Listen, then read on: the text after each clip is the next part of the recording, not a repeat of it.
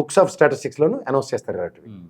ఆ లెక్కలు ఎవరి దగ్గర ఉన్నాయంటే మాట్లాడదాం. కానీ వీళ్ళకి శంకలో చేపలు పెట్టుకుని ఆ పచ్చలో రాసిన దైద్యగుట్టు రాతలన్నీ వీళ్ళు అన్వయించుకొని వస్తున్నారు. ఆ పురంధేశ్వరమ్మ 10-11 లక్షల అప్పులని చెప్తుంది.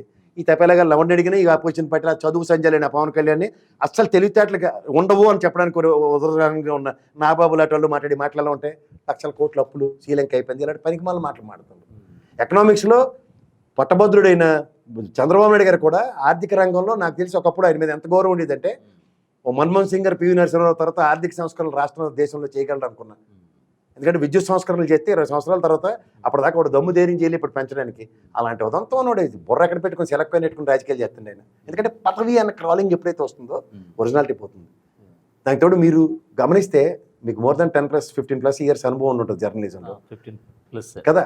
తెలుగుదేశం ఏ రోజైనా ఇలాంటి దిక్కుమాల భాష మాట్లాడడం కానీ ఎంత బుర్ర తక్కువగా బిహేవ్ చేయడం కానీ చూసారా? ఎందుకు ఈ జగన్మోహన్ రెడ్డి మీద నన్ను రాయి దాడి చూడండి. ఆనాడు అలిపిరి దాడి అయితే రాజశేఖర రెడ్డి గారు నడిబొట్టులో కూర్చుని తిరుపతిలో గౌరవ చేశారు.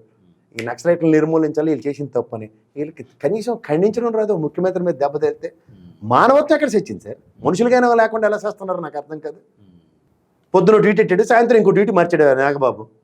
తెలుగు తక్కువతనానికి నిదర్శనం. ఎందుకంటే నరేంద్ర మోడీ మంచి ట్వీట్ ఎట్టాడు, సంఘీభావం ప్రకటిస్తాడు. వీళ్ళు పొత్తులు ఉన్నారు కదా, గాబరైపోయి అబ్బదబ్బ జబ్బా ఎవడుగాడే ఏమన్నా తీరే.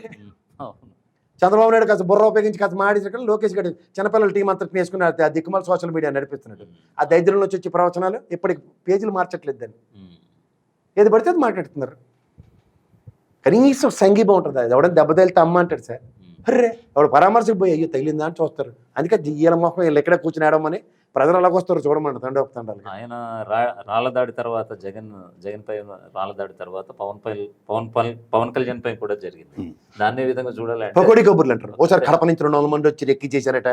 నేను ఈ ఊళ్ళో బయటికి రాడు, బ్లేడ్లు పెట్టుకుని వస్తున్నారని భయం పడిపోయి ఇంట్లో కూర్చున్నట్టు. ఓ రోజు ఎండ కొత్తట కవిలిపోయి ఇంట్లో కూర్చుంటాడట. దెబ్బతేలా 2 రోజు పులివెందుల నుంచి అతలపై అంటే ఉంటుంది, అది ఫ్లాట్ చేసుకుని వచ్చేసాడు. కునుకు రోగం ఇంట్లో కూర్చొని ఆ షూటింగ్లు, వ్యాపారాలు, తలకాయ నొప్పులు ఏంది సరే. వీళ్ళని రాజకీయ నాయకులను నవ్వుతారు. వాలంటీర్ల వ్యవస్థ మీద ఫస్ట్ దుష్ప్రచారం చేసింది చంద్రబాబు అండ్ పవన్ కళ్యాణ్. ఇప్పుడు సాక్షాత్తు చంద్రబాబు మీకు 5,000 కాదు 10,000 ఇస్తాం, మీకు ఉద్యోగాలు ఎక్కడికి పోవు అంటున్నారు. గతి లేక అంటే ఇంకా తప్పదంటారే ఓటు బ్యాంక్ ఏం లేదు సార్. ఇంక అయిపోయింది కథ, ఎప్పుడో ముగిసిపోయింది.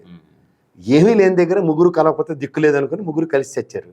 ఈ ముగ్గురులోనే ఎవరికి తలా తోకలేదు, తీరువ దెబ్బ అంతకన్నా లేదు. ఆ బీజేపీ వాళ్ళు క్లియర్గా తీసి ఇడితే ఏం కాదని. ఎందుకంటే మాతో ఏం కాదు, అక్కడ ఎవడు లేడు.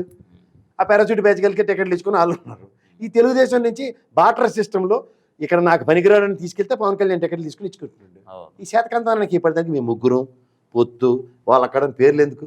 తెలుగుదేశం నుంచి తని తగిలేసిన పనికిరాని చెత్తని ఎంటర్టైన్ చేస్తున్న పొత్తు అని చెప్పుకుంటే సరిపోద్ది. 70% బీజేపీ ఇక్కడ తెలుగుదేశం నుంచి వచ్చిన వాళ్ళకి జనసేన పార్టీ ఇస్తే 10 ఏళ్ళు పార్టీ ఎందుకు పెట్టినా అని అడుగుతుంటే నా వల్ల ఏడవాలో నాకైతే అర్థం కావట్లే.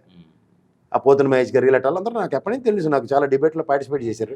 వాళ్ళ వాళ్ళకి అన్యాయం జరుగుతుంటే ఎవరు మాట్లాడతారు? వాళ్ళకే దిక్కులేనప్పుడు వాళ్ళ పార్టీ గురించి మాట్లాడడం టైం వేస్ట్. పొత్తుల్లో భాగంగా నా అన్నగారిని వదులుకోవాల్సి వచ్చింది. దరిద్రం వెళ్ళిపోయినాడు వల్ల ఉడికే ఉపయోగం లేదు, వాళ్ళ ఇంట్లోనే ఉపయోగం లేదు. అందరికీ అంటే అప్పులు చేయడం, వాళ్ళు ఎత్తిమీ పడడం, పిడుగుపాట్లు ఇట్లా ఏమనంటే చచ్చిపోతానంటే వీళ్ళే సస్తాను అప్పులు తీర్చుకోలేక.